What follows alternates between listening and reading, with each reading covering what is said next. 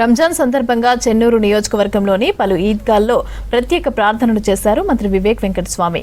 ప్రజాప్రభుత్వం ప్రవేశపెట్టిన 3 లక్షల కోట్ల బడ్జెట్తో అన్ని వర్గాల ప్రజలకు మేలు జరుగుతుందని అన్నారు మంత్రి. బీఆర్ఎస్ హయాంలో ఆర్థిక మంత్రిగా ఉన్న హరీష్ రావు అమలు కాని బడ్జెట్ను ప్రవేశపెట్టారని ఆరోపించారు. 1,43,000 కోట్లు బకాయిలు కట్టారని ఆగ్రహం వ్యక్తం చేశారు. రేపు రైతు భరోసా కార్యక్రమాన్ని సీఎం రేవంత్ రెడ్డి ప్రవేశపెట్టనున్నారని తెలిపారు.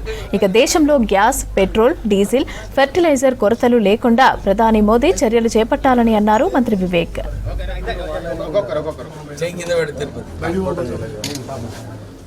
బడ్జెట్ ఏదైతే ప్రెజెంటేషన్ చేశారో కేవలం ప్రజల బడ్జెట్, ప్రజల కోసము ఏది మేలు చేయాలి, ప్రత్యేకంగా 6 గ్యారంటీలు ఏదైతే కాంగ్రెస్ పార్టీ మాటిచ్చిందో దానికి అన్నిటికీ సరైన నిధులు కేటాయించడం జరిగింది.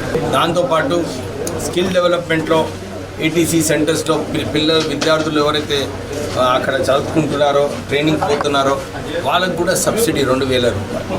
తర్వాత 2 లక్షల పెన్షన్లు. తర్వాత అందరు ప్రజలకు, ఏ స్థాయిలో ఉన్న ప్రజలకు అందరికీ కూడా 5 లక్షల జీవన్ బీమా స్కీమ్ కూడా, ఇన్సూరెన్స్ స్కీమ్ ఇంప్లిమెంట్ చేయడం జరిగింది. రాజీవ్ యువ వికాసం, ఎస్సీ ఎస్టీ బీసీలకు అది రాజీవ్ యువ వికాసం.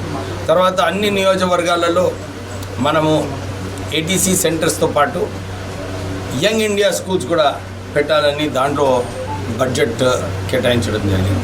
మాటల కానీ బడ్జెట్లు వాళ్ళు ప్రజెంట్ చేస్తున్నారు. మీరు చూస్తే అసలు బడ్జెట్ రెవెన్యూయే లేదు, ఖాళీ అప్పులు తీసుకొని ఈ రాష్ట్రాన్ని అప్పుల రాష్ట్రం చేస్తున్నారు. వారు ఆర్థిక శాఖ మంత్రిగా ఉన్నప్పుడు ఆయన పదవి పోయిన తర్వాత 1,43,000 కోట్ల రూపాయలు బకాయిలు పెట్టింది. అది దాని సమాధానం ఇవ్వాలి హరీష్ రావు. నిజంగా చూడాలంటే ఆయన సమాధానం ఇవ్వాలి. ఇప్పుడు మేము వచ్చిన తర్వాత వాళ్ళు నిరుద్యోగ వృద్ధి ఇవ్వలేదు, దళితులకు 3 ఎకరాలు అన్నారు, ఇవ్వలేదు. వాళ్ళు బడ్జెట్లో ఖాళీ పెట్టడం కానీ కేవలం పెద్ద పెద్ద ప్రాజెక్టులు ఎక్కడైతే కమిషన్లు ఉంటాయో అవే అమలు చేసినారు. అందుకోసానికి రాష్ట్రము అప్పుల రాష్ట్రమైంది. అన్ని వివరాలన్నీ కూడా పట్టి గారు ఈ 8 లక్షల కోట్ల ఎక్కడి నుంచి ఎట్లా అప్పు తీసుకున్నారో ఆ వివరాలు కూడా స్పష్టంగా ఇవ్వడం జరిగింది.